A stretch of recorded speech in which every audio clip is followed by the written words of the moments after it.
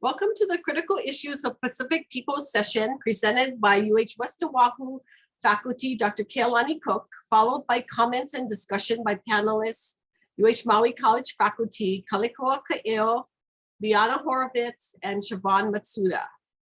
Originally from Waimea, Hawaiian Island, Kealani Cook is a historian who began working at UH West Oʻahu in fall of 2015. His published work focuses on ties between Hawaii and the Pacific. Kaleikoa Kaeo is Associate Professor of Hawaiian Studies. Liana Horovitz is Assistant Professor of History. And Shavonn Matsuda is a librarian, all here from the University of Hawai Maui College. Mahalo Kealani for being here today to speak on history and perspectives. Mahalo, Joyce. Aloha kako, and thank you for inviting me back. I was at UH Maui College from 2011 to 2014 and miss it a lot. Except it is nice having air conditioning in my office, which I did not have. So let me just share screen real quickly.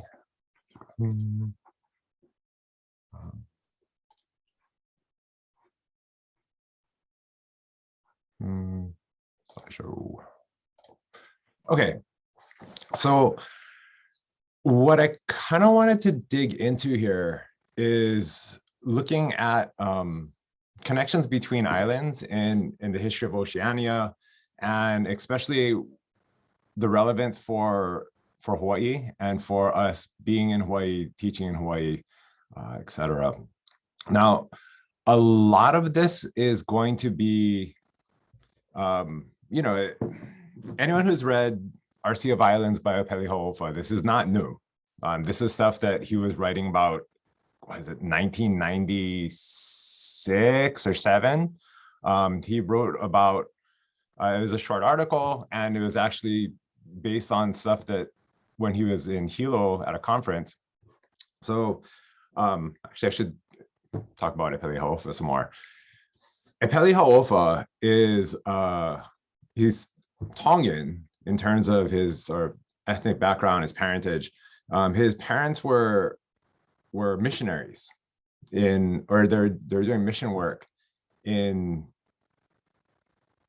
shoot, now I'm blanking, either Papua New Guinea or Solomon Islands or something. And then after that, he went to, and he was teaching in Fiji for most of his life, and most of his career he was in Fiji. And so he's constantly moving around, and he was an economist, a novelist, a short story writer, and a sort of philosopher of the Pacific. And he wrote this short piece called Our Sea of Islands.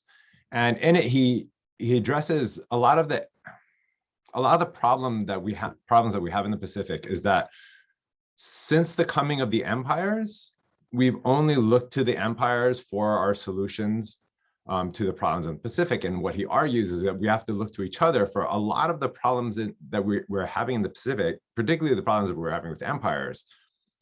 The solutions have to come from connections to each other within the Pacific, that we are a sea of islands rather than a bunch of islands scattered across the sea. The sea is the thing that is connecting us rather than the sea just being the place we happen to be, and that our major connections are back to the empires. And, it's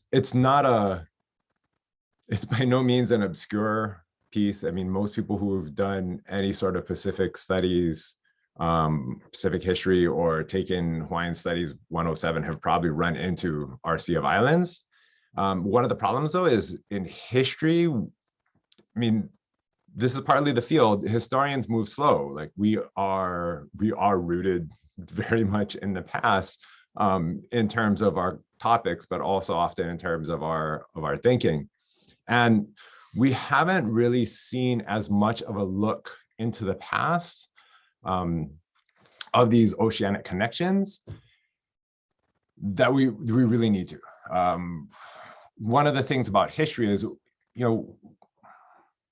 history is, we can look back to history to figure out where we've gotten to, but also which histories we decide to look at also help us to figure out who we are now. And a lot of Pacific history has been told looking back at the empires. So if you look at stuff before the 1960s, most academic histories that deal with the Pacific really are just histories of empire.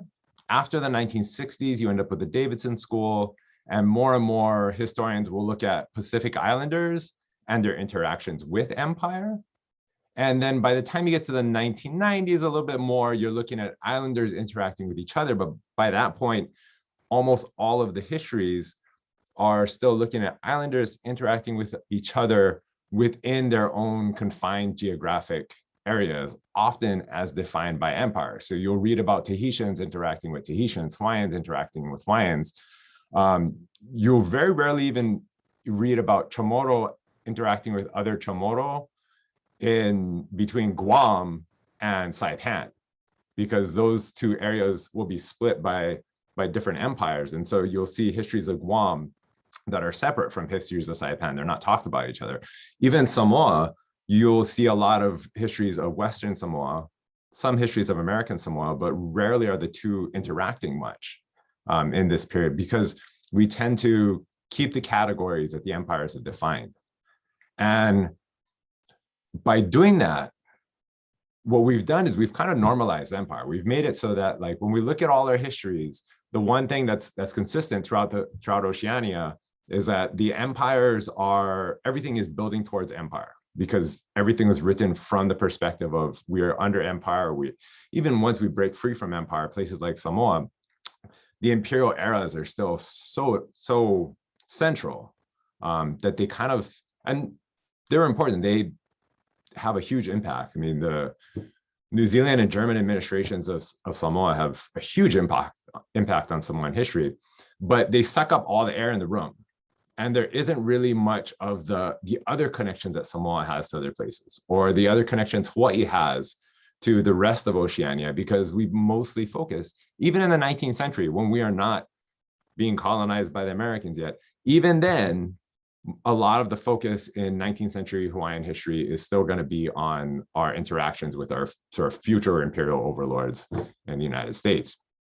So if we start looking more and more at the historical ties and connections between different parts of the Pacific, it can help us really rethink who we are now. And rather than being the American part of the Pacific, which is kind of what a lot of the history set us up to be, maybe we can start thinking more and more about how we're just part of the Pacific, that the Pacific ties themselves are important, and we have these sort of historical groundings for understanding those past. So this is the really short version. So I am going to be skipping around a lot, and so I'm going to run through some examples and of how these connections and ties have worked through history. And I'm going to be skipping actually the biggest one, which is going to be just settlement. Because when you look at,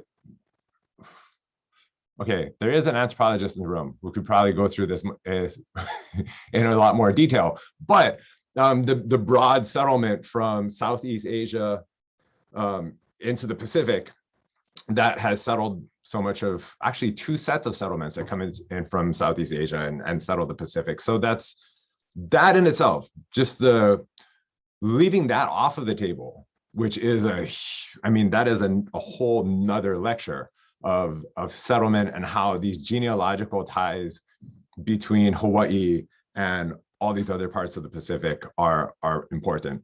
Like, that is, I had to take it off because it was just too much. There's plenty there, the linguistic ties, etc. Just looking at post-settlement, how we have all these connections to other parts of the Pacific and how the Pacific in general is connected. So leaving that out, when we start looking at a lot of mo'olelo, we do see a lot of ties to the Pacific in general, and often termed as kahiki, which is Tahiti. specifically it's Tahiti, but also generally it is, all the stuff down there kind of becomes Kahiki. Sort of in the same way now people tend to refer to Tahiti when we're talking about all of French Polynesia or all of the Society Islands. So like people will sometimes be like, say things like, Moorea in Tahiti, where it's like, oh no, that's a different island, but it's right next to it. So we still kind of do that, but Kahiki was everything down there. And I mean, obviously we have the initial settlement, but then in a lot of these mo'olelo, where we can see Kahiki still having an important place in people's perspectives of what defines important parts of Hawaiian history. Things that stick around in mo'olelo, there might be shifts or changes, there might be different variations of certain mo'olelo on different islands or in different families. But what is preserved in mo'olelo is what people thought was important. I mean, you think about, there's hundreds and hundreds of years of history, and the mo'olelo aren't going to cover every single detail. They're going to cover the things that people are important to preserve. And one of the things when you're looking at mo'olelo is Kahiki actually seems to pop up a lot, especially in some of the things looking further and further back into Hawaiian history. And one example is La'amai Kahiki, which is tied into this sort of broader story with Olopana. And La'amai Kahiki is, I've seen different things. Either he's from Hawaii, but his relatively recent ancestors may have migrated to Hawaii. And then he's the nephew of Olopana. And then the adopted son of, it's not Olopana. This is what happens when I try and do these before lunch. I'm like, my brain is starting to shut down. Kaleikoa, La'amai Kahiki is the adopted son of, it's not Olopana, it's the brother. What's the brother's name? I'm blanking on the brother's name. Okay, anyway, they travel down to Kahiki. There's some sort of beef between Olopana and the brother comes back home, La'a stays there, and then later on, it's in the chat, I think. Moikeha, thank you. Yeah, I was just completely blanking. In Kila Moikeha, I was trying to get that all that, yeah. Yeah, so let's see. Moikeha comes back, right? And then he sends Kila down to find La'a, to bring him back. La'a comes back, and La'a brings back a bunch of, when he comes to Hawaii, he is accompanied by people, and he brings to Hawaii, in some of the accounts, the large sort of temple drums used in ceremonies. And this is the pahu, and it's kind of, it's remembered as, okay, he has this important role in this sort of important cultural practices, etc. And then his lineage is brought back, and he's going to Kauai, but he's kind of held back on Oahu until he leaves his lineage there. And it's with 3 different women, and there's these chiefly lines that trace themselves back to La'amai Kahiki. And the interesting thing is, in some of these accounts, he is actually, like, he's from Oahu, but even in those accounts, they never refer to him as like La'a from Oahu. He's La'amai Kahiki. He's always La'amai Kahiki. And that the Kahiki part is important and essential part of this story. And this more like one of the things it shows, and it's, it's a long kind of epic thing, and there's a lot to it, but one of the things that's important is that even generations after, there doesn't, for generations before Cook shows up, there doesn't seem to be any travel back and forth, or if there is travel back and forth, it's not very well recorded. But even despite that, these ties back to Kahiki are important enough to preserve for generation after generation after generation after generation in these mo'olelo. That la'a mai Kahiki remains important, and a big part of his importance is that he is from Kahiki, and that those lines can trace themselves to him and to his kind of like his mana as rooted into Kahiki. The same thing with the story of Pili and Pa'ao, where there's another beef between brothers. Pa'ao is a kahuna, and he comes up to the Big Island from somewhere in Kahiki, and there's a little bit of back and forth about like, is it Tahiti? It might be Samoa because of some ties to Upolu and Upolu Point, but Pa'ao comes up and he brings with him this sort of host of people of skill and mana, of kahuna and prophets and all these kind of people coming through. And that when he comes to the Big Island, like they're kind of deposited all over Hawaii, and a lot of stuff sort of is traced back to them. Pa'ao himself, there's religious practices and ceremony associated with him bringing them in. Mo'okini Heao is associated specifically with him. And he has a lot of importance for a lot of religious practices, especially on the Big Island, that would be essential for a lot of the ruling chiefs of the Big Island, their alliances with the priests coming out of this line from Pa'ao. But the other thing he's known for is some of the mo'olelo say that the Big Island chiefs were losing a lot of their status and their genealogy by sleeping with the commoners too much, and that they had lower genealogies, and that was affecting their ability to deal with the Oahu chiefs and the Kauai chiefs. And that Pa'ao goes back and finds a chief of high genealogy in Kahiki, this guy Pili, and brings him back to Hawaii, because Pili has no lands, but he has high genealogy. So he has mana, but no few resources in Kahiki, where when he comes to Hawaii, because of his high genealogy, he's able to marry into a lot of the chiefly lines on the Big Island, and then from there sort of build up his own status. And then a lot of the ruling chiefs from the Big Island, well, all the ruling chiefs from the Big Island from that point on would be tracing their lineage back to Pili. And so this is true for Kamehameha, this is true for Kalakaua. Pili becomes this essential part of ruling lineages on the Big Island, the same way La'a is going to be really important for some of the Oahu genealogies. And again, a big part of this is that he's coming from Kahiki. So even when we're looking at something as essential as genealogy, even when we're looking at these mo'olelo, we see that a lot of the stuff that is preserved in part because of ties to Kahiki, where Kahiki is still important. It is still an essential part of how Hawaii sees its past, and how Hawaiians see mana and importance within Hawaii as tied into Kahiki, as one of the routes that mana comes to the present is from Kahiki. So, and then there's in mo'olelo, we also see in some cases some of the evidence that pops up of this continued movement back and forth. If you look at they're pretty distinctive, as like, this is what Hawaiian petroglyphs look like.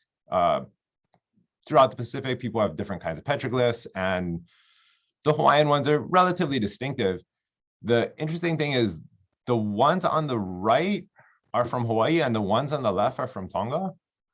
And it's only in this one spot in Tonga that the petroglyphs look like this. It's only in one era that they seem to be sort of carved in this manner. And in that era, there's, or in that area, they trace a lot of local stories trace back to basically the same kind of story that we see in Hawaii, where someone came from someplace else. And the suspicion is that that guy came from Hawaii or visited Hawaii and brought back some of the la'au lapa'au traditions in that area are traced back to him, and also this particular style of petroglyphs may have been connected into that. So we see some archaeological evidence for continuing moving back and forth, and we see it in Mo'olelo. The thing is, we are kind of the exception in a lot of the Pacific because we are far from everybody. If you look at us, Rapa Nui and Aotearoa, we're the distant cousins from everybody. We're the ones that, like, we went really far and we don't show up for family reunions. If you look at the rest of the Pacific, there are like we have a lot of connections, and we still maintain these ideas of like kahiki, et cetera. Like, that's still important, but compared to a lot of the rest of the Pacific, we are not nearly as tied in. And we start looking, we can see a lot more showing up in Tahitian Mo'olelo, in Samoan stuff, in Fiji, et cetera, because in a lot of they're just closer to each other. And so you see a lot more movement and connection back and forth because the voyages are not as, I mean, spending a month on the ocean versus spending a week, I would rather spend a week. So it's going to be closer. And really important parts of tradition. If you look at a lot of the Samoan stuff, Samoa, Tonga, and Fiji have these really close connections. If you look at Samoan tattooing, there's, one of the origins for Samoan tattooing is that there's these twin goddesses, Taiama and Telefainga, who they know that there's tattooing in Fiji and they want to bring tattooing back to Samoa. So they go to Fiji and they learn tattooing. And in Fiji, women are tattooed and men are not, or substantially less so. I mean, Fijian tattooing was predominantly a female art, and it was a female, predominantly female artists and predominantly female tattooees. Women are doing most of the tattoos and getting most of the tattoos. And so while they're there, they're learning the art, and they create this song to memorize everything. And at the end of the song, it says, "Tattoo the women, not the men." And then as they're swimming back, which they can do because they're goddesses, they spot a clam off of Sava'i, and they're like, well, it's been a long swim, we're hungry. They dive down, they battle this clam. And as they swim down, they're singing the song, they almost get to the last line, and then they go under, they battle the clam, and they come back up. It becomes tattoo the men and not the women. And that becomes the practice in Samoa, is to tattoo the men and not the women. So other than, I mean, the story itself is kind of awesome because, like, twin goddesses battling clams and swimming back and forth between Fiji and Samoa.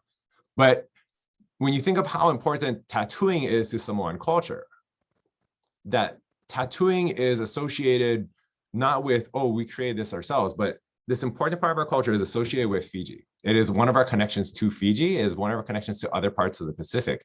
And there's a paper that digs into this, and a lot of Samoan practices, a lot of Samoan sort of, with things that are farther back, that are sort of origin stories for Samoan things, a lot of them trace themselves back to Fiji. And this is probably the most well-known example, but Samoans are very proud of Samoan independence. Like, when you think of like village to village, like there is a very strong effort to maintain the sovereignty of each village or each district. And yet in this kind of essential thing, they're saying, yeah, we got these things from Fiji. So there's, on the one hand, fa'a Samoa, the idea of like the Samoan way is very important for Samoa to maintain itself, but essential parts of fa'a Samoa, like these are the things that make us Samoan and not Tongan and not Fijian, is fa'a Samoa. But essential parts of fa'a Samoa are actually the connections to Tonga and to Fiji. And in this particular case, the story continues to have relevance, and that one part about the women and the men in part because that only continues to have relevance if they're still having contact with Fiji. Because you have to explain why in Fiji, tattooing is predominantly female, and Samoa, tattooing is predominantly male. Well, the story continues to explain that. And that importance really doesn't matter unless you're constantly, or not constantly, but regularly interacting with Fijians and seeing that sort of distinction there between Samoan tattooing practice and Fijian tattooing practice. We also have, really this would get into even a longer thing, but in terms of more recent politics, and by recent I mean the last 1,000 years, Tonga and Samoa there's a long history of fighting there, of raiding back and forth. And it's not like Tonga raiding Samoa, it's specific Tongan chiefs and their men raiding Samoan areas, having control over large chunks of Samoa. There are accounts of Samoan, because of the interactions and the intermarriages between a lot of the chiefly lines, of Samoans going to Tonga and fighting for Tongan chiefs in Tonga against other Tongans, just like Tongans in Samoa fighting for Samoan chiefs.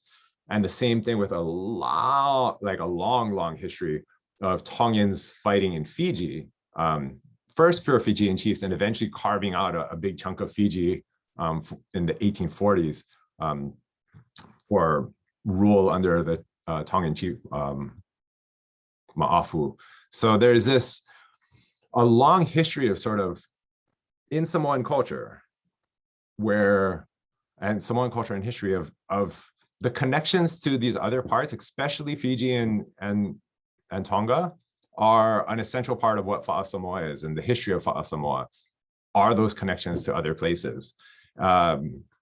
We also see in other parts, and this is pretty heavy on Polynesia, really similar things happening in Melanesia, and especially in Micronesia with Yap, of long distance, regular voyaging, connecting different places, and sort of ritualized, not really trade, but exchange and ceremony, in part for trade, but in part to maintain connections and maintain alliances. And there's this thing called the Fa'atauaroha, or a sort of alliance of friendship, that it shows up in Raiatean Mo'olelo, and it starts with a Rotuman chief, Po'iriiri, and a Raiatean chiefess that are married.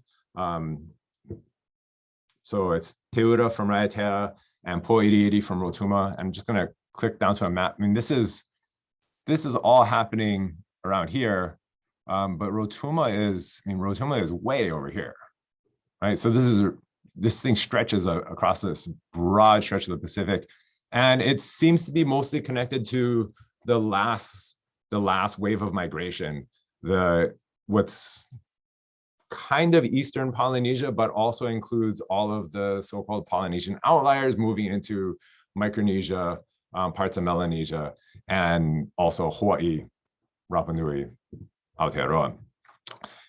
This alliance of friendship connects a bunch of different islands between Te Aotea in the west and Te Aouri in the east, the sort of the light side and the dark side, partly depending on how the light or the sun is moving. And there's a regular sort of, everybody voyages to Raiatea. There's a large ceremony. People will you'd bring a drum and sacrifices. There's ceremony, there's exchange, there's movement of people. There's maintaining connections, but also allowing for movement. This kind of, I mean, we still see this today when people from Rotuma would show up in Raiatea. Not all of them would go back to Rotuma. Some would stay in Raiatea, some would move, like there's marriages, all these sorts of things. So this Fa'atauaroha and this regular voyaging to Raiatea was part of maintaining these alliances, maintaining these connections.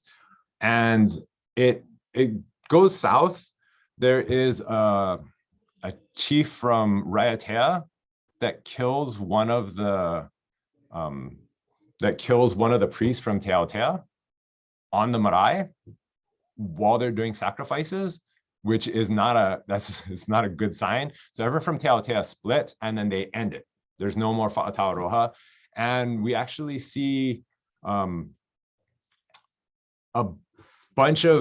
we actually see some of these in other places, elements of that tradition being retained, and they've kind of been patched back together in the 20th century with renewed contact. But for instance, in Maori tradition, the Aotea canoe was said to have left Hawaii, and Hawaii could be Hawaii, but it's also the older name for Raiatea, because of the sin at Avarua. And Avarua is the name of the pass that the canoes fled through. So the Maori tradition retains this. The Rarotongans retain this. And even though there isn't much movement, like the Raiateans and the Rarotongans stopped talking to each other, even though they're relatively close to each other. Raiatea and Tonga are still having connections. Rarotonga and Samoa are still having connections, but the Raiateans and the Rarotongans don't seem to be interacting with each other much. And when a Raiatean missionary shows up in Rarotonga in 1823, the Rarotongans are talking to him and asking, where are you from? And he says, Raiatea. And they immediately get mad and they say, where's our drum? Because we left the drum, and if you're coming in peace, you would have brought the drum back with us. And why did you kill the priest Pa'aotea? And that's the first thing they address when this Raiatean shows up, and this is hundreds of years later. And it's this example of, the amount of resources you have to put into this journey. To go from Rotuma to Raiatea is going to be a long, dangerous journey. It's going to be a multi-leg journey. And to do this sort of thing regularly, it indicates the importance of maintaining these connections of oceanic ties across distance to the people of Oceania hundreds of years ago. And the fact that these traditions are retained indicate the importance that it should have to us in Oceania today. All of these are preserved in different elements, in addition to other connections and ties being developed in later generations. The Raiateans, for instance, end up being missionaries later on for Christianity, but first for the god Oro, who's the son of Tongaroa, which would be Kanaloa, and that becomes a prominent part of religion throughout the Society Islands and into the Cooks, is this sort of worship of Oro. And then later on they become Christian missionaries, and that's more the 19th century. But it's part of, in the 19th century, this continuation of all of these oceanic ties. Ma'afu of Tonga goes and rules the Lau Islands in Fiji. He's arguably the most powerful military figure in Fiji during that period, even though politically it would be split between him and Thakambau. You have these missionaries going all over the place, Raiateans and Tahitians initially, who are going to spread Christianity and the burning of the ki'i from Rarotonga all the way to Hawaii.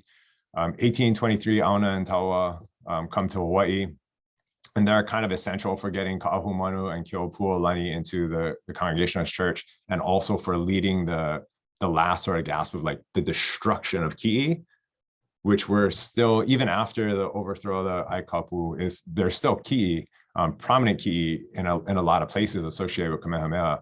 Kahumanu burns all of them, in part because Auna is telling her that that's what they did in Tahiti, and that's what Pomare did to maintain power, that it was a way of sort of displaying his mana, was that he was able to destroy all these ki'i and there was no repercussions for him. And that's an important part of Pomare's rule. There's Hawaiian missionaries eventually go to the Marquesas, Kiribati, Caroline and Marshall Islands. Samoan missionaries go all over the place. In Samoa, the churches were known as the Lotu Tonga and the Lotu Tahiti because the churches came, even though they had Haole missionaries too, most of the missionaries came from Tonga or Tahiti. So the two churches were known as the Lotu Tonga and the Lotu Tahiti. And Samoan missionaries end up in Melanesia, etc., down to the point where we have Tongan missionaries taking their son, Epeli Hauofa, on a mission in Melanesia, and eventually coming back and writing our Sea of Islands. So the missionary work, all of these 19th century connections continue on. Kaleikoa tries to create an alliance with Samoa and Tonga. There's a long history of these interactions in the 19th century that are going to be largely pushed out of our historical memory, because when we think of the 19th century, we're mostly going to be thinking about the empires and the history of the connection between the empires and the Pacific. I'm going to kind of end coming back to Hawaii and looking at John Tamatoa Baker, who was, he was the model for the Kamehameha statue, although it's literally, he's the model from waist up, but in the original pictures, he's wearing tights. And there's other pictures that are of his brother, Robert Ho'opili Baker, wearing a malo. And this is like old school cut and paste, like they literally cut and paste the pictures together.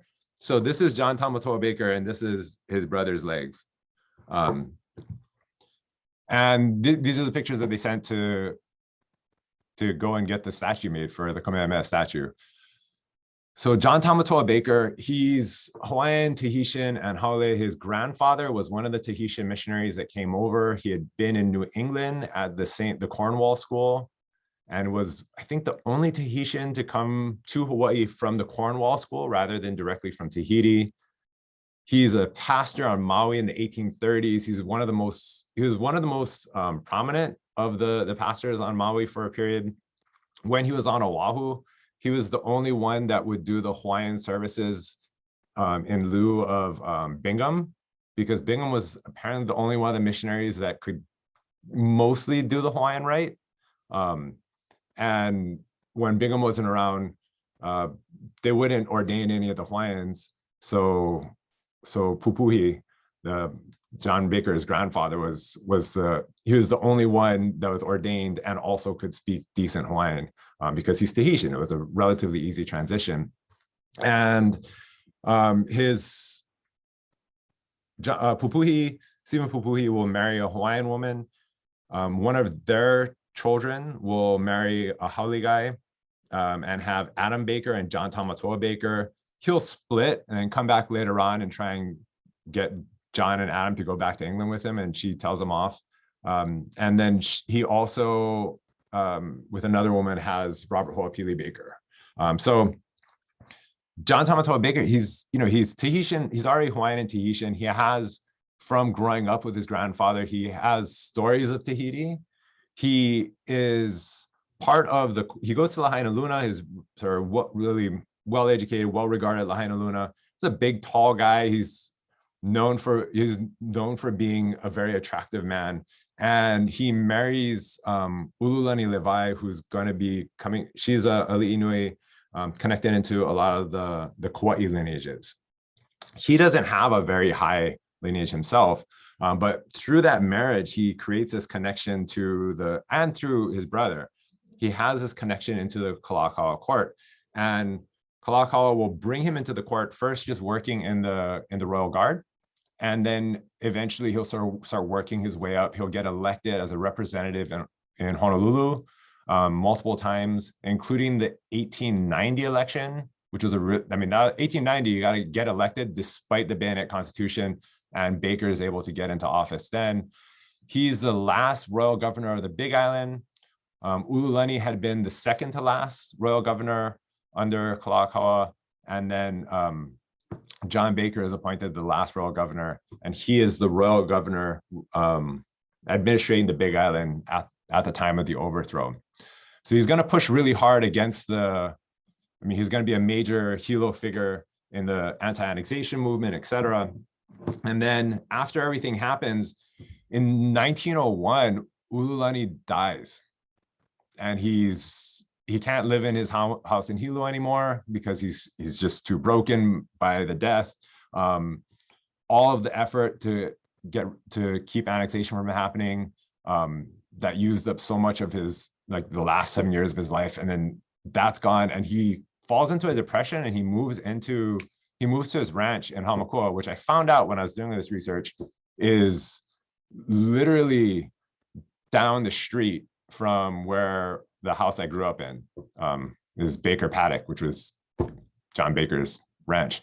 And he's depressed and he wants to go on a tour of Oceania. He's been all over the world. He's been to Europe, etc. He's never been to other parts of Oceania, and he wants to go to Tahiti specifically and meet up with his family. He wants to meet his grandfather's family. And he ends up going on this tour of Oceania. He goes to Tahiti, Samoa, Tonga, Aotearoa, and writes back to Kealoha Aina, the newspaper, sort of just describing everything and talking about all the things he sees. He also goes to Australia and Australia, the Philippines, and Japan, but I couldn't find those records. The newspaper it's kind of spotty. I'm sure it's somewhere. I just haven't found those copies where he's in, well, a little bit in Australia, but I can't find Japan and the Philippines, which would be really interesting, especially the Philippines, because this is while the US, like this is right after the US has invaded the Philippines and has occupied the Philippines. And there's after a massive civil war, how he views the US empire in this other place where they're a violent force. So he goes on this trip, and during this trip, he sees a lot of stuff. One of the things that he's constantly seems to be surprised by, and he's telling his audience, is how much things are the same as Hawaii, because the people are so much the same as Hawaii. He keeps saying, "Oh, hey, vehana mai kako." There's no difference between us. There's nothing separating us. There's no, there's no space between us, kind of thing. He talks about olelo, all the things that the Americans are saying are making Hawaiians bad Americans in 1908. For instance, olelo, how is he able to get around in these places? He keeps talking about, oh, my English is so poor, which is kind of is not really, but he keeps saying his English is so poor and he has to get around by speaking olelo to people, and then they'll reply, and especially when he's in Tahiti and New Zealand, that he'll speak olelo and then they'll speak te reo back to him. That the olelo is a thing that's allowing him to exist as part of Oceania rather than the thing that's making him a bad part of America. The same thing with ideas about hospitality, the sort of like really open and giving hospitality. He actually has kind of a reputation as a really good host, but a bit stingy with his family, because he is, at the end of it, he's also very much a capitalist.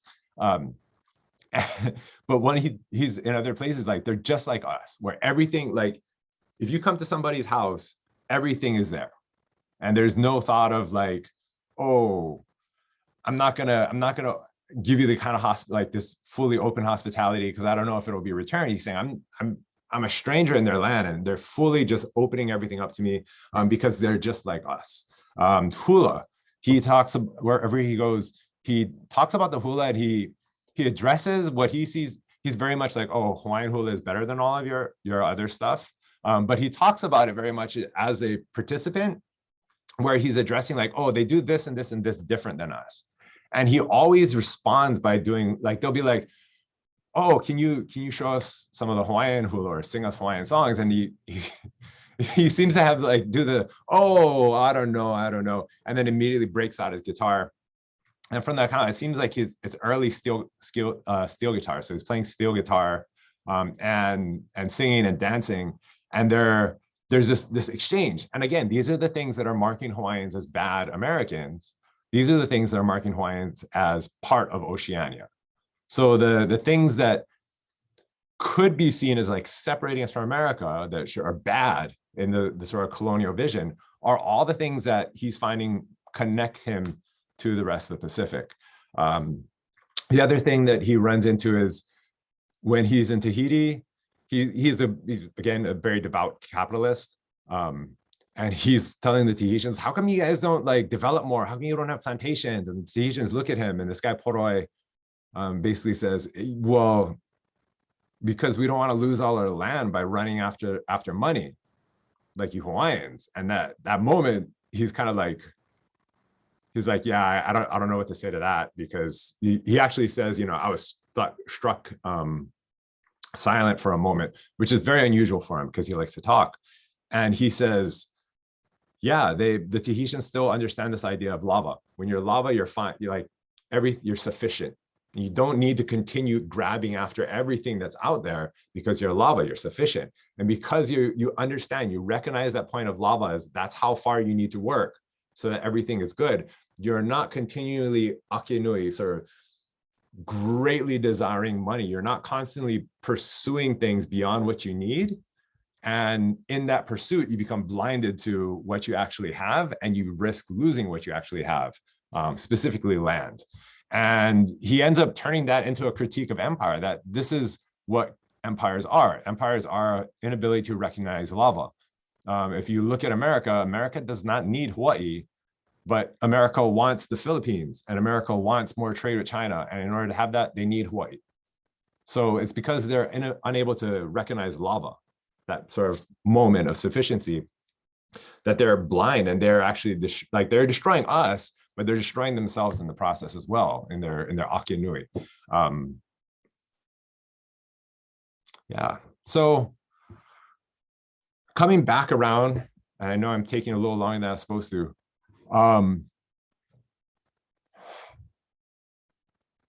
Oceania, why should we look at oceanic history? Why should we focus on it in Hawaii?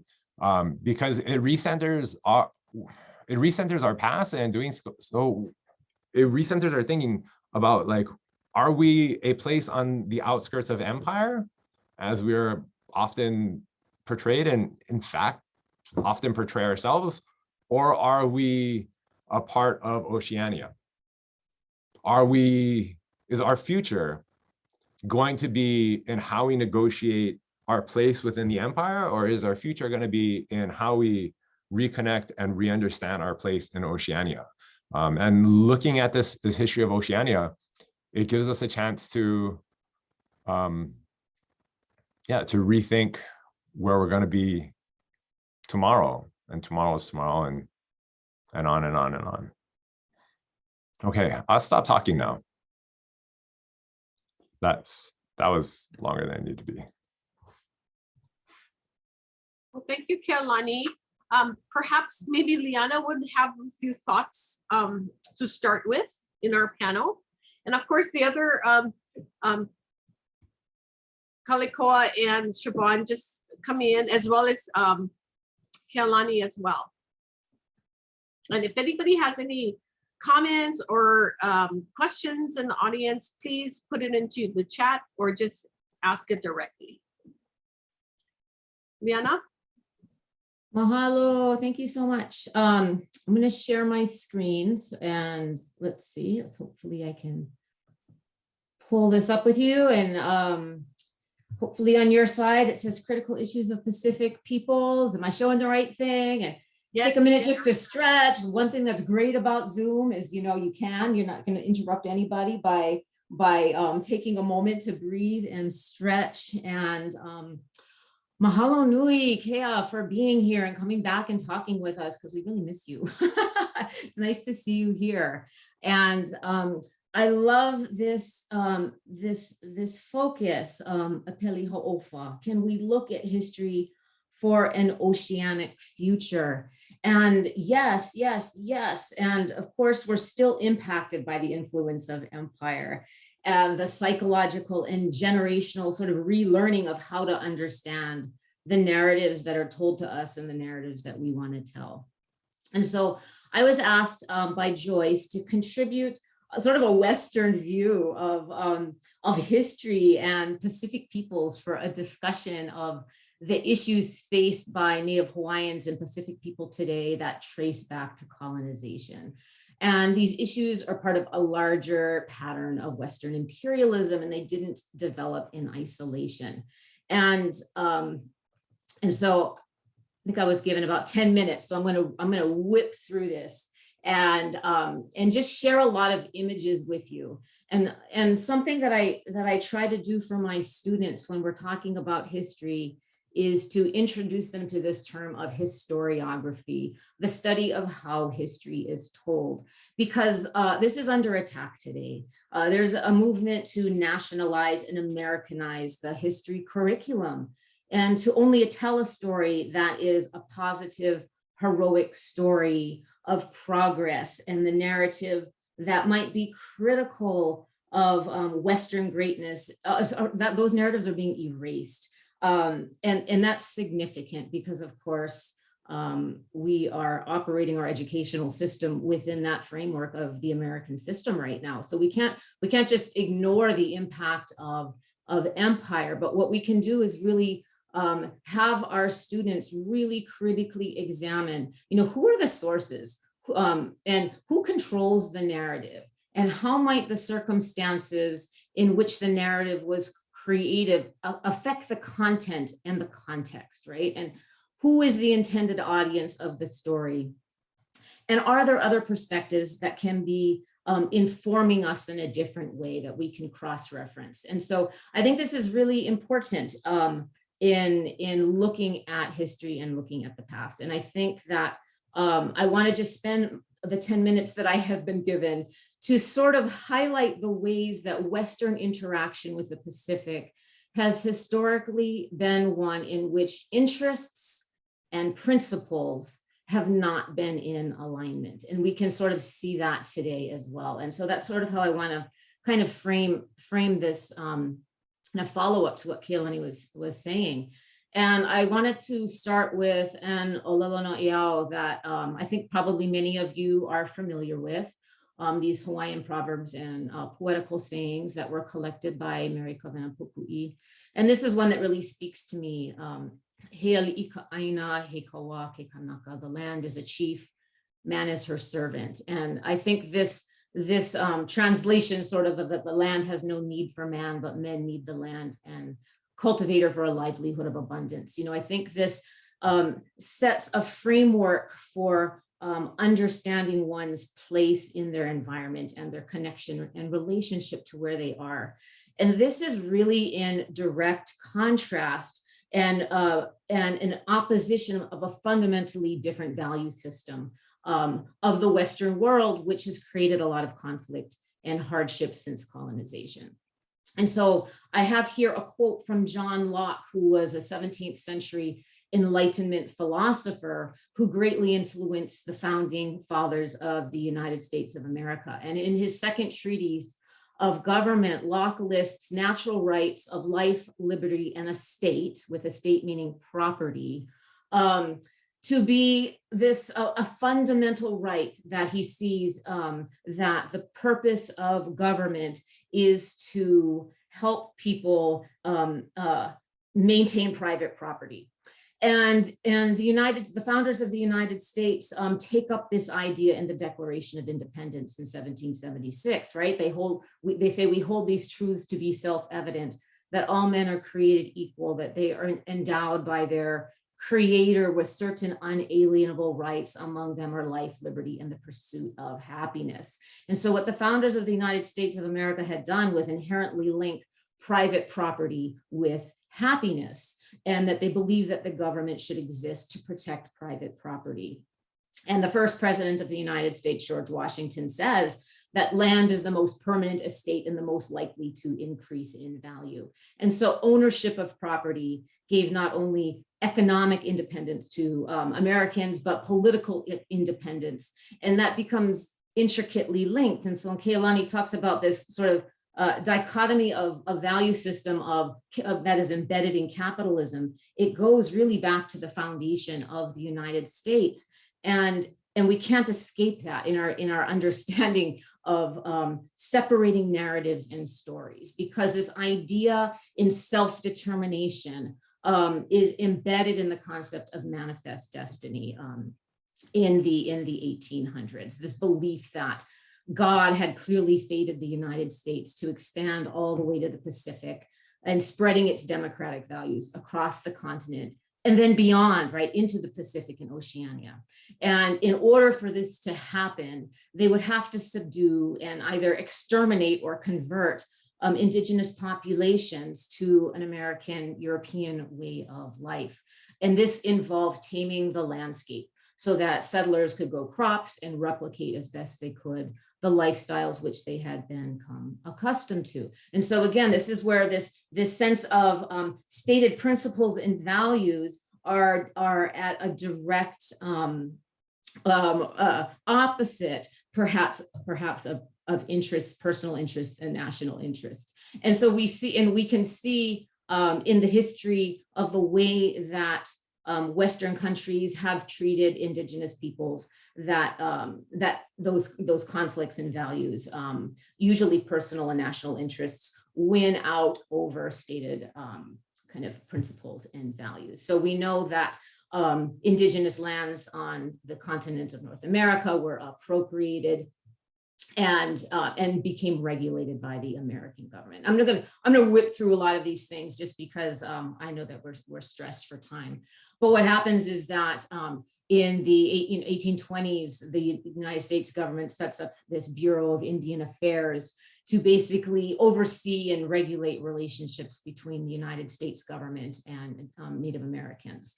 And they, starting in the 1850s, start to provide food and medical supplies to reservations. And of course, not all of the BIA agents kind of carry out their duties reliably and honestly or fairly distribute things. And so these schools that were intended to assimilate Native Americans into mainstream American society had to negate and destroy Native Indigenous cultures in order to do so. And of course, this has been in the news a lot lately as the remains of Indigenous youth, hundreds and hundreds, have been found at the outskirts of these boarding schools, not just in the United States, but we're talking about Canada as well. And so we know, again, so as Indigenous people are not being allowed to pursue their happiness, right? That we also know that there as a mass migration of immigrants from Europe to Native America, because they're leaving their own homes due to crop failures and land and job shortages, rising taxes, famine, and the United States becomes perceived as this land of economic opportunity and a place to receive personal freedom and relief from political and religious persecution. And so it becomes in this active movement to recruit Europeans to come and settle the West, and then to sort of tame it and bring their values to this place. And so we have the Homestead Act, where the government would basically give families land out west. That was, of course, the lands that they had to remove from the people who actually were there. And I wanted to share this famous image from cartoonist Thomas Nast, who's attributed with creating this popular image of Uncle Sam. And here we have Uncle Sam's Thanksgiving dinner. This belief, right, that the United States is this melting pot that is welcoming and accepting so many different peoples on an equal basis. And of course, again, this is the reality of where interests sort of trump values, and we kind of see that over again. And of course, this is happening at the same time that Charles Darwin is publishing On the Origins of Species and his theories about evolution. And this idea of evolution and survival of the fittest gets sort of applied in a social Darwinistic way to human societies. And we see that the tension between the US government and Native Americans will result in a number of battles and massacres, collectively called the Indian Wars. And again, at the same time, when Europeans are being encouraged and former slaves are being encouraged to go grab land in the West that had been previously occupied by Indigenous Americans. And so here's this is the image, again, when we have support, principles and values on one side, and the reality of how those are implemented. So this idea of American progress is one of taming the land, of claiming the land, and it's intricately linked with American sense of identity in the late 1800s.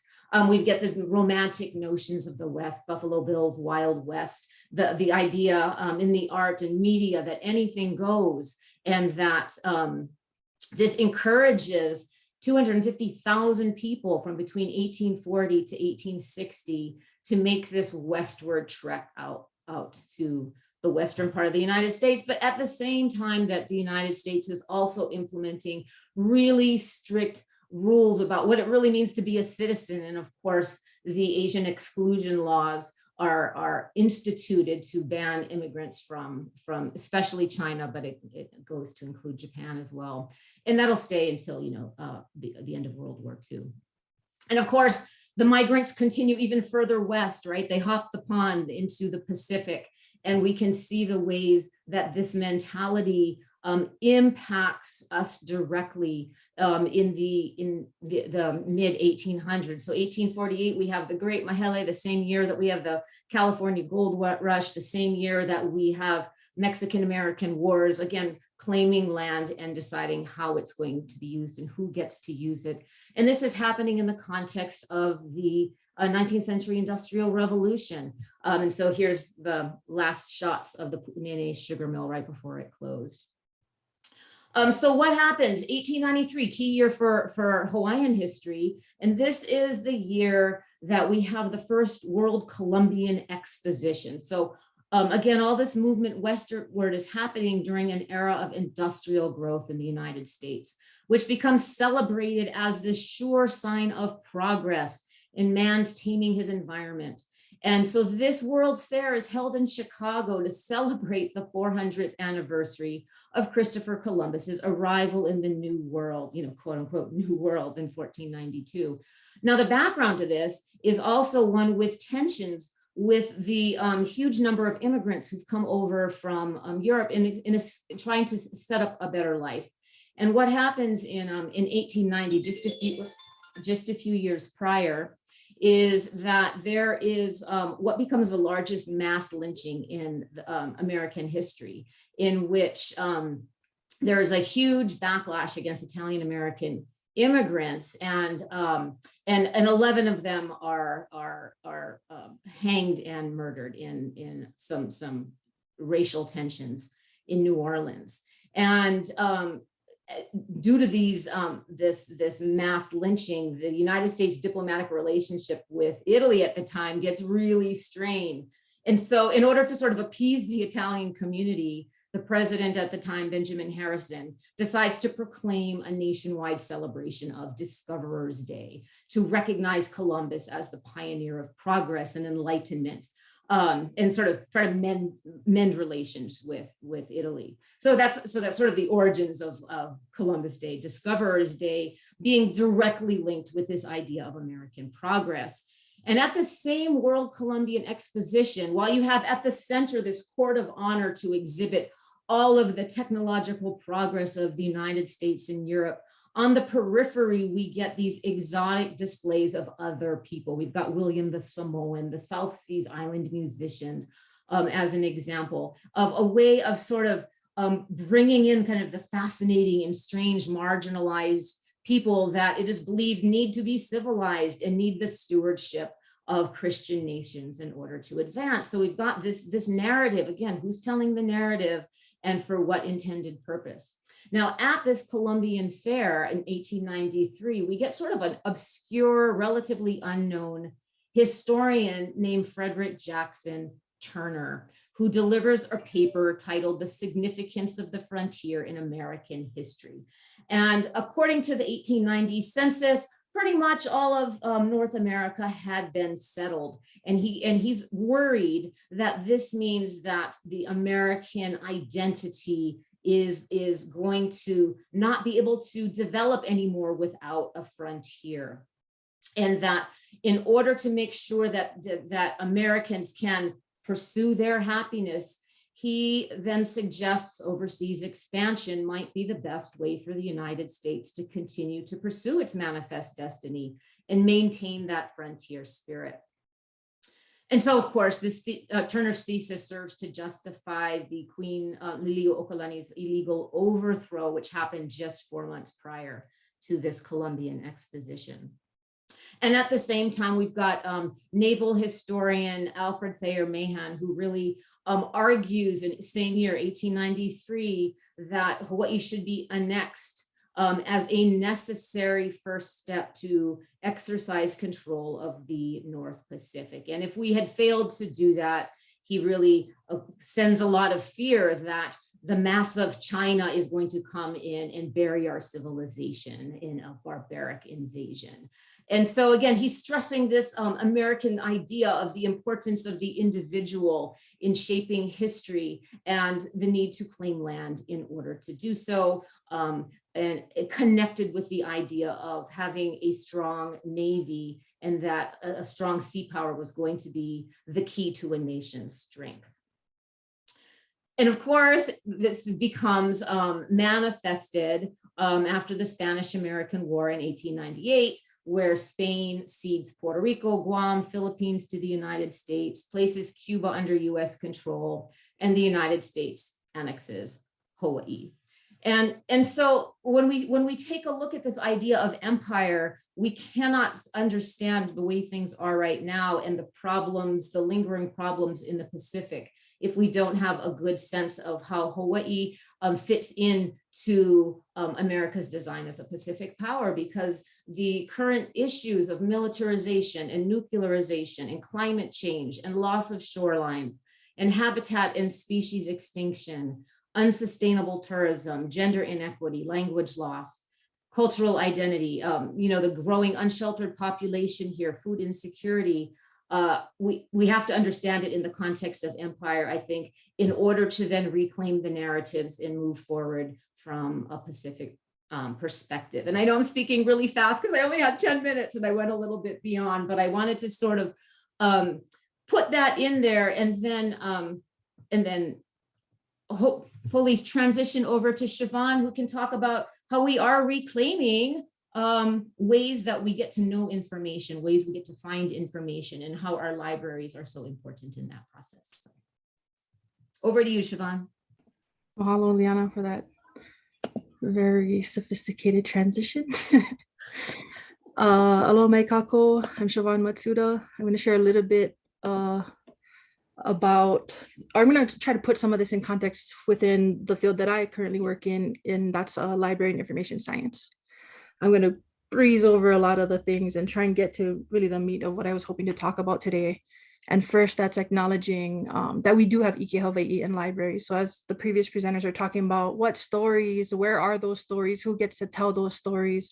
Not all, but some of those stories end up in libraries in various formats. Our people are prolific authors and creators and hakumo'olelo and so on and so forth. And so before diving in, I actually wanted to share, we had an activity earlier this year where we asked attendees to share their mana'o about libraries. And these are some of the answers that came up. And you can see where relationships and attitudes with libraries are along the spectrum. Everything from, I love it there, it's so great, and they have AC and coffee, to it's overwhelming and I'm lost and I don't know where to go in these spaces. And it's just frankly scary at times. And so I wanted to I think a lot of us are familiar with these relationships and help to bridge that relationship with the library for our students. But I want to also acknowledge the historical relationship between libraries and Hawaii and within the Pacific. And this also relates to something that Liana talked about in terms of the narratives and whose truths and what gets put forward. And libraries have yet to acknowledge the historical trauma that has been committed by the United States, by the purported state of Hawaii, and by the University of Hawaii.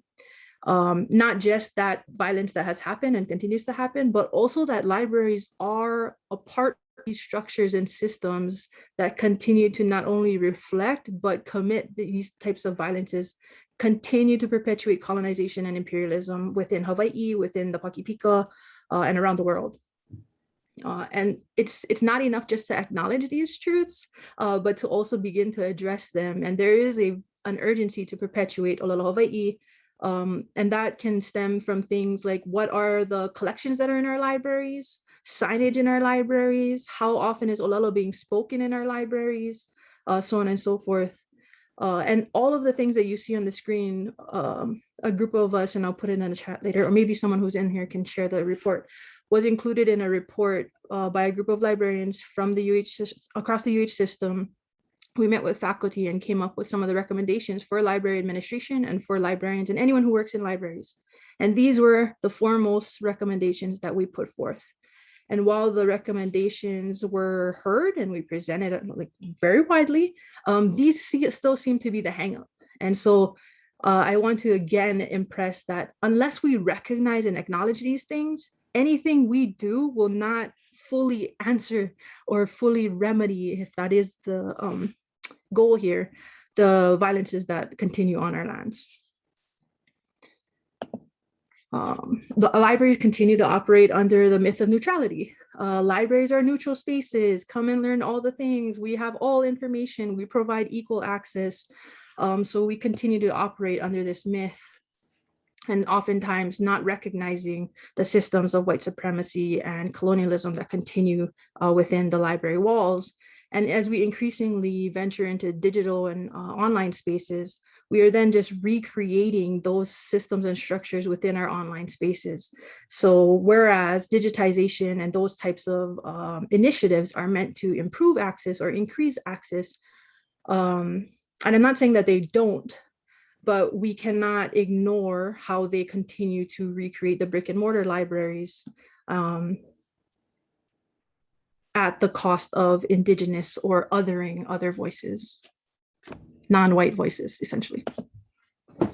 And so as we critically examine libraries as spaces, we must ask ourselves, who decides what stories get preserved in the libraries, right? What mo'olelo are in the libraries? Who gets access and what types of access are we going to decide to provide? And as we ask ourselves those questions, what assumptions are we making about our users? And for just basic examples, if we have a building and what hours we select, we assume that they have transportation to get to the library. We assume they have a smartphone to access online resources. All of those types of questions must be asked when we're if we are saying we're providing quote unquote equal access and providing quote unquote neutral spaces. And ultimately, the question that needs to be asked is, whose truth are we perpetuating and preserving in our libraries? And who is the authority? Who gets to decide what becomes a part of the library collection? Who decides how those collections are organized? Who decides how we teach or provide that access in the sense of when we come into your classrooms and teach about information literacy, or we teach about copyright, or we teach about intellectual access, where are those concepts and principles coming from? And what maybe is not being considered or blatantly ignored as we make those decisions. And I want to emphasize that we do have our own protocols. So while the field of librarianship has their own principles, protocols, and policies, majority, if not all of those, are based on white supremacy. Whereas in Hawaii and in Moana Nui Akea, we have our own sets of protocols and values, and we have our own way of approaching research. Kea was talking about mo'okuaho and mana and other values and ways of organizing knowledge that we already have within our aina and shared across the Pakipika. And so how do we then surface those? There's a lot of discussion to be had about terms like integration and inclusion and those types of things. But the point I'm trying to make here is that we have our own systems, and we need to be having the discussions about where all of these ideas fit into what we're providing as a service within libraries, including, do we want a library? Is that the appropriate institution for preserving and transmitting knowledge in Hawaii? And so I just wanted to share a more specific example in terms of where I've worked, because I'm sharing a lot of broad general ideas, but my focus has been on access in the sense of intellectual access and how existing systems are based on Western systems of organizing knowledge. And I'm putting up a ton of barriers that I would have loved to talk about, but I'm going to skip over this one. And I want to just impress upon you that the intellectual access that we provide in libraries oftentimes leaves our users, leaves our students in Hawaii, and even ourselves, right? I'm describing me here. It's often a barrier to access. So when we're leaving students to search in the library catalog or go and explore the books on the shelves as we have organized them, oftentimes sets a barrier between our students or any researcher and the library collections. And oftentimes it leads to the conclusion that the library must not have the information that I'm looking for, or that must not be a valuable topic, or worse, it provides damaging descriptions of our culture and people that ends up dangerous to our identities and learning. And this is just an example of what that looks like in the Hawaii Public Library catalog. There's a book here, He Mo'olelo no Kamapua'a, and under the subject section, Kamapua'a is being described as swine. And if you look up the word swine, it's a derogatory term and an outdated term. And there's other harmful language here, such as legends. And then we can look at Hawaii without diacritic markings, those types of things. So there's a lot of conversation to be had here, but this is a concrete example of how knowledge organization systems are damaging in Hawaii right now. This is a live record. And so I'll just conclude here, and again, happy to continue this conversation with others, but by highlighting the current issues within the systems that we have for knowledge organization. Here I'm talking about library catalog, I'm talking about databases, so on and so forth. Any system you use to access information has inherent bias. You get to be the namer of names. And that has caused marginalization, historicization. Majority of ʻIke Hawaii within libraries are in the history section. What message are we sending our students? Omission and lack of specificity. There's entire sections of hula in the library. There's entire sections of agriculture and mythology and legends without providing appropriate access that we can actually dive into the information. The burden is left on the user. It's really dependent on their ability to search and retrieve information and or their willingness to ask for help. And then, of course, who's in the personnel? How willing are they to help? And not just willingness, but what knowledge do they have? What language skills do they have to really be able to address these questions? And then lastly, evaluation of materials should be based on Hawaiian values and perspectives, as was shared by previous presenters. And I'm using the phrase namer of names, but whose truths, whose stories, and where are we centering ourselves? Kea mentioned we need to recenter to the Pacific, and that's part of what I'm advocating for here in knowledge organization. So with that, I'll hand it over to Kaleikoa.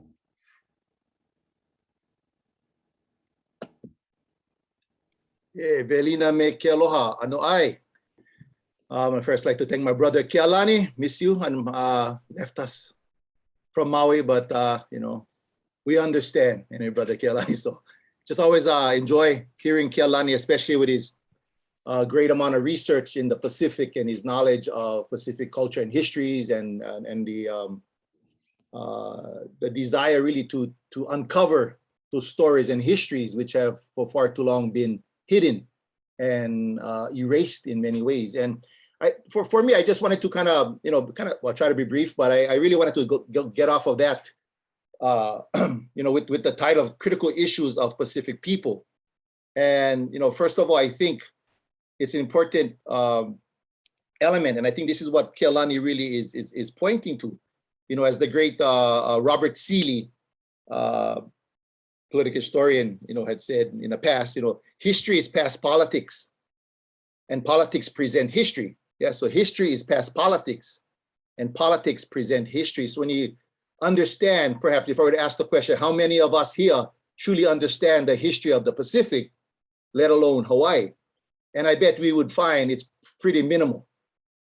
As I have shared in the past in other discussions, even at UH University System, I can clearly find people who can, they might be able to name the so-called 50 states, but have difficulty naming the Hawaiian Islands, let alone most of the major islands in the Pacific in which we live in.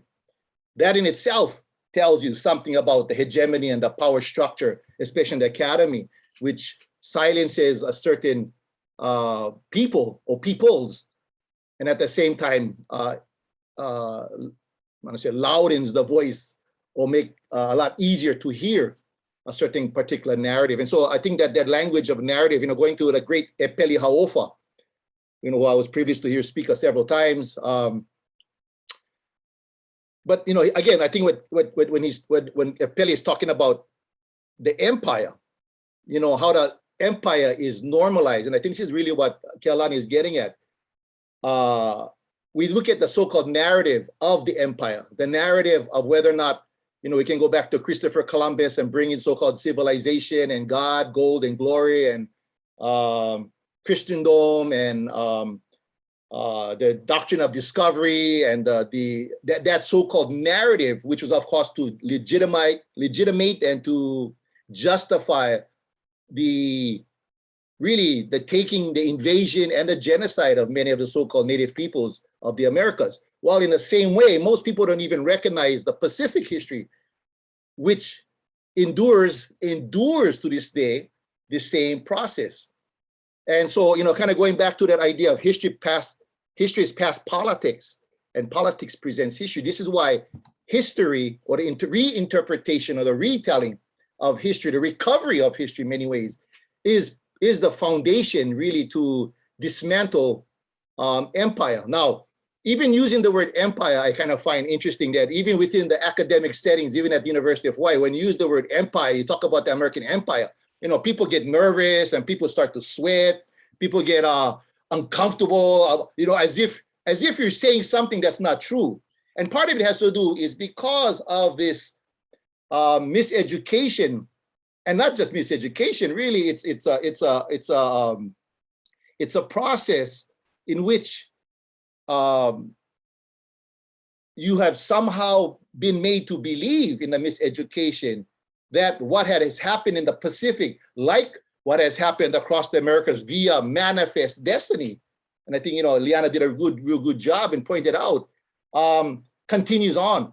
And so they didn't stop at California, as we all know, and then after the California coast, they proceeded to expand along with other so-called settler colonial powers in the Pacific to expand their so-called economic and political hegemony through empire, through imperialism. It's kind of funny, again, like I was saying, some people look at imperialism as almost like a sacred word that you shouldn't say. And to me, I find that very troubling, because if you're thinking in that way, you obviously are ignoring a huge chunk of U.S. history.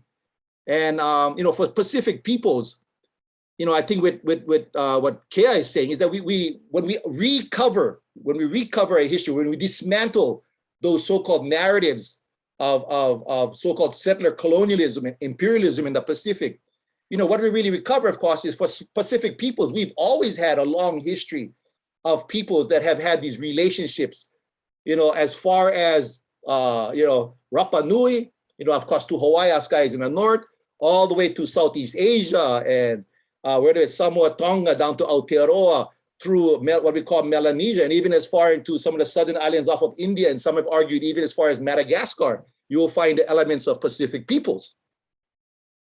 As Captain Cook himself said when he came into the Pacific, when he came to Hawaii, he was astounded when he realized, the Pacific, the so-called Polynesian, what becomes the Polynesian peoples, really covers the greatest amount of space on this planet. And that alone itself, should be something to be recognized as pretty remarkable. And so, the so-called three corners of the Polynesian Triangle of Hawaii up north, Rapa Nui out to the east, of course, and Tahiti and in the center, and Samoa Tonga, and of course in Aotearoa in the south. When you look at the so-called outlier Polynesian islands, you find, of course, although we are the most distant, and I think this is what Kay is also saying, we are actually the most related. And this kind of puts me back into a situation 20 somewhat years ago. I was working with the Nuclear Free Independent Pacific, and I went to a big Pacific gathering conference in Tonga, in Nuku'alofa. We spent 10 days there. And what was interesting in these meetings, that we actually had to break apart depending upon not by our geography, not by our so-called dominator or by our so-called settler colonial system, but really by our Pacific or Polynesian heritage. So of course, you had what we call the Hawaiians and the Rapa Nui people, the Rarotongans and the Maori all sitting in one group. Well, what's the problem with that today? Well, what you quickly find out, of course, because of our different so-called colonization process, our so-called colonial language that we speak are different. I don't speak Spanish like the people of Rapa Nui can. I don't speak French like the people of Tahiti can. I can barely understand the British English that comes out of, whether it's so-called New Zealand or Rarotonga. But how did we meet? How did we come to write our documents? Was in the fact that we spoke our native languages. And I think this is something that even after all these years, we were still able to communicate effectively, to come up with our piece of the document, to talk about our so-called concerns. And what was interesting is not just we were able to communicate via our so-called native languages, but that most of what we were talking about in regards to what was needed was very, very similar. That even though after hundreds of years, perhaps, or more, separated, from past history and also through the so-called settler colonial history, we were still able to effectively work together. And for me, that was a huge sign of this notion that, it's almost like we're really still there. If we just peel back just a little, that opportunity to really work and think of us, not just think of ourselves, but work as the same people, because really we are, whether it's genealogically, culturally, philosophically, we're really the same people. And what that really showed me also was really the great potential to disrupt empire within the Pacific, because empire really works by normalizing the hegemonic power of the empire, to create the idea that somehow empire isn't really there. You see, this is a real empire. They want to normalize it. They want to kind of keep it hidden. That instead, they want to replace the idea of empire, which is basically invasion and conquering and exploitation of resources and the labor of other peoples, to create this idea that somehow, as the great Ngugi wa Thiong'o calls, using the idea of the cultural bomb, when he says, that theft is holy. In other words, through our miseducation, to come up with some of the idea that what had happened to our people in the past and what continues to happen to our people today, you're lucky for it, and you should be almost like see it as being a holy act. This was God's plan. And again, going back to Liana's idea of manifest destiny, is something that we still endure on, or we still deal with today. And so how does empire work? Well, it's to normalize this idea of empire. The idea that civilizing was the main purpose. The idea of bringing us out of so-called primitive lifestyle to become, to understand true democracy. And, again, what's important about the recovery of history? Well, anybody studies the history, even during the Hawaiian Kingdom. I mean, you can just go back to the Hawaiian Kingdom, a very simple history. And not just the Hawaiian Kingdom, when you look at it in other parts of the Pacific, that whole mythology, again, that somehow democracy was brought here by the Americans and therefore justifies the so-called overthrow and the so-called fake annexation, was that, they brought all of this great American democracy up. Well, if you actually look at the facts, you realize none of that is true at all. We can start with the 1839 Declaration of Rights of the Hawaiian Kingdom, which declared that all peoples were equal. 1840, Hawaii First Constitution in Lahaina, which said that all peoples on there, and in fact, during the Hawaiian Kingdom period, you will never find anyone, you'll not find not one person who was charged, who was denied the humanity, who was denied the civil rights because they did not speak Hawaiian during the Hawaiian Kingdom period, that they would always, in other words, your ethnicity, your religion, your color did not provide an avenue by which someone would be denied equal rights. So even the idea of equal rights, let's look at 1840, when the Hawaiian Kingdom talked about equal rights. Well, what was happening in the United States in 1840? Were so-called the enslaved African Americans regarded as equal? Were American Indians regarded as equal? How about Asians who had manned the early Chinese? So my point is, when you talk about equality, you can clearly see equality did not come from the east and head west to Hawaii.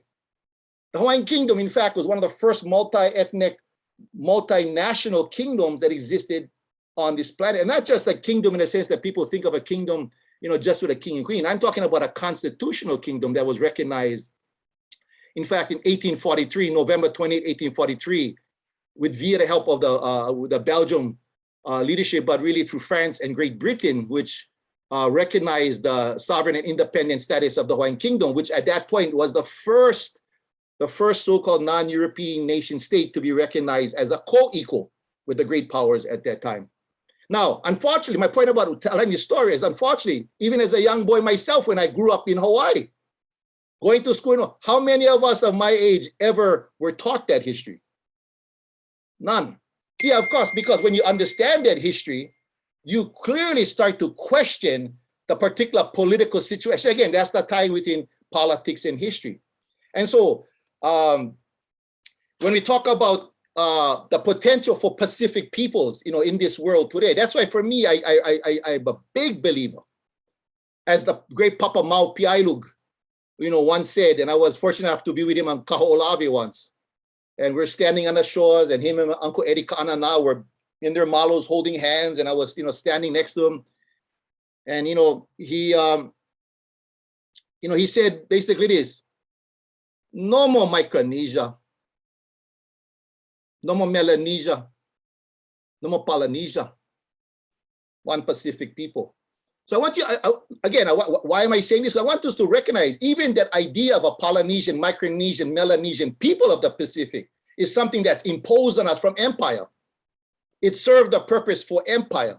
It does not serve a purpose for Pacific people. So my point is, when we dismantle those kinds of ideas following the great wisdom of people like Papa Mau, what does it do for Pacific peoples? So while we don't see ourselves so much as different under the different colonial empires, our identity is not tied to the empire. This is what Kealani is talking about. Our identity is tied to our own stories and histories of people of the Pacific who have always moved across the Pacific as really these peoples. And so what do I see as the critical issue of our Pacific people is really heading more and more towards the direction of not allowing those so-called definitions that have been imposed through imperialism, imposed on Pacific peoples, to allow those so-called lines to keep us separated, but kind of rebirth our consciousness towards the direction of recognizing how, in fact, we are related as a peoples. But you see, when you untangle our relations, it also exposes, you see, what it exposes, in fact, is the empire. You see, so the empire is then now exposed as being not one of democracy, not one of equality, not one in which you're talking about, bringing civilization to the world. In fact, it's the direct opposite of what happened to Pacific peoples.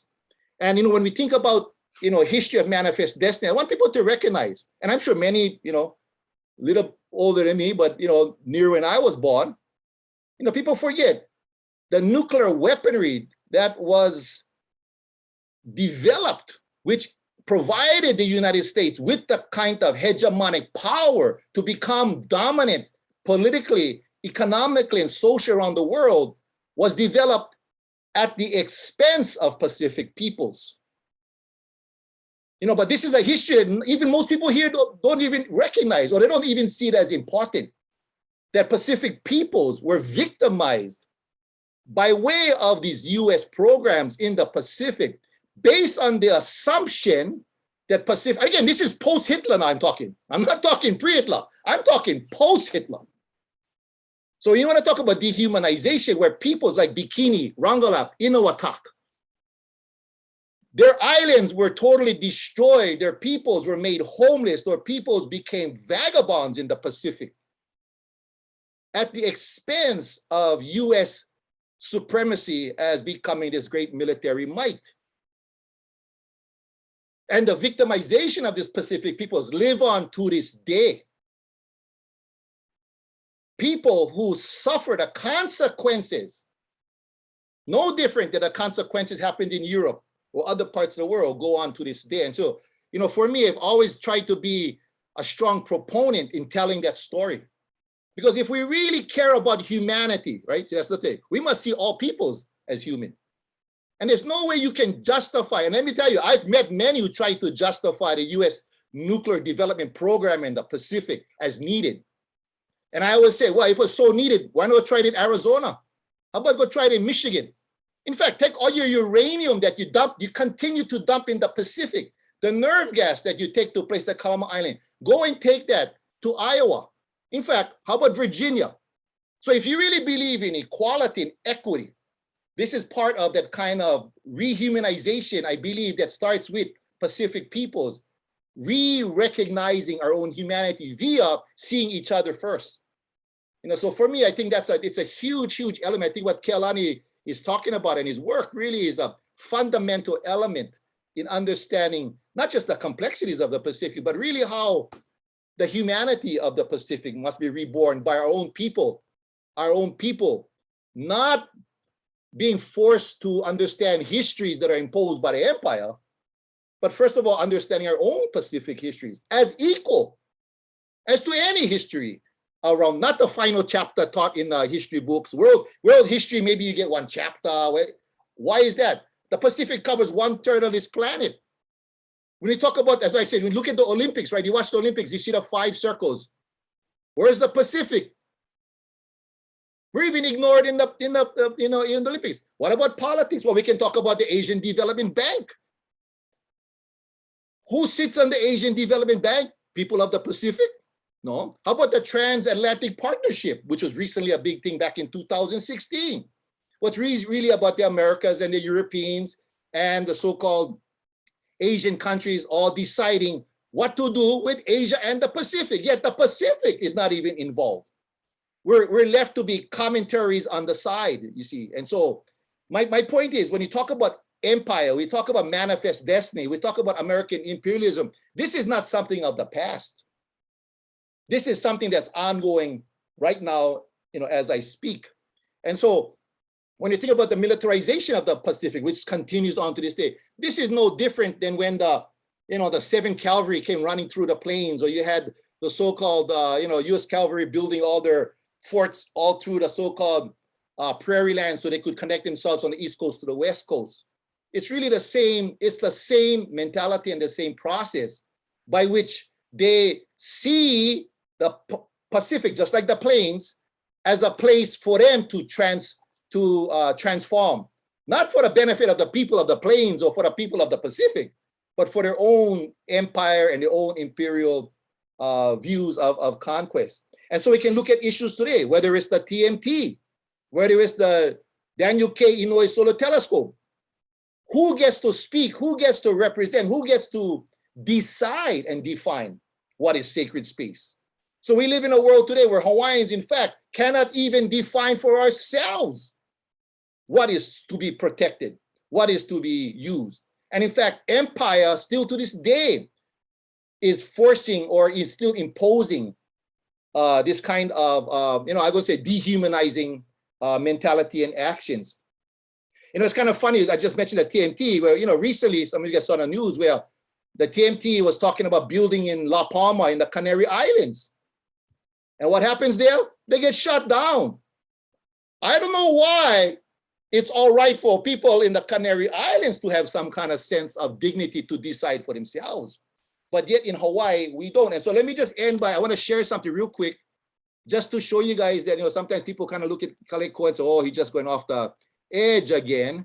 And let me kind of just, so this is just to show you guys that what, the story, the narrative that I'm saying, a counter hegemonic narrative that's been shoved over our face through empire is being revealed quicker and quicker. And just to show you, so this is a letter back from 2018. Human rights, this is the UN. This is not some, quirky guy on YouTube that's making some crazy videos. This person actually has some credentials. Oh, sorry, I clicked off some of those. Anyway, so this is what's called the Desires letter. You can go and search for it yourself. Get a copy yourself. United Nations Independent Expert, Office of the High Commissioner of Human Rights. But I want you to read what he says here. He says, as the UN independent expert on the promotion of a democratic and equitable international order, I have come to understand that the lawful political status of the Hawaiian Islands is that of a sovereign nation state in continuity, but a nation state that is under a strange form of occupation by the United States resulting from an illegal military occupation and fraudulent annexation. I'm going to stop there. But my point is, how come none of this, if this expert way in Switzerland, can be given the same kind of information that we present in Hawaiian. He can come up with this understanding. It makes you wonder what's going on with the so-called academics in Hawaii that makes them somehow illiterate or unable to read for themselves the history. And so for me, that's why going back to this idea, what I talked about history. History is past politics, and politics present history. So when I look at history, for me, it's about speaking. It's about representation. It's about redefining. And so, what does this mean to us now? People can ignore this. People can choose. You can choose to ignore this. But from now on, you cannot say that this is just a bunch of radical, crazy Hawaiians who are just spewing all. No, I want you to acknowledge at least and understand. You have experts out in the world themselves who understand this history. Now, what does it mean for us today? I don't know. But I know what it also means in regards to the empire's version of what Pacific history is all about. I sorry I went way over time anyway, so I guess I'll kick it back to Kealani.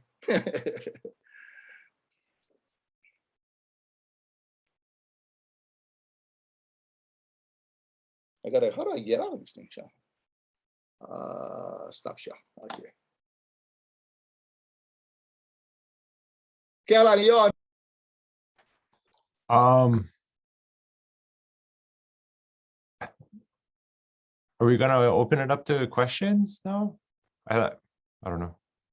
We could, if people would like to stay. We're a little bit over time, but if anybody has a question and wants to stay, and if you need to go, we'll have the recording available for you.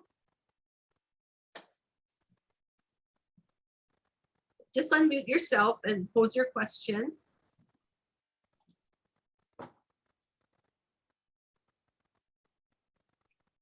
Well, it seems as though no questions. So I guess I will thank you, Kealani, Liana, Shavonn, and Kaleikoa. It's been quite interesting and quite inspiring to hear. And I'm sure we all look forward to hearing more in the future. So thank you. Mahalo for organizing, Joyce, and thank you all for being here. Thank you so I much. appreciate it, and I always learn something new, so thank you. Mahalo, brother Kea. How we doing, my brother? Good. Kind of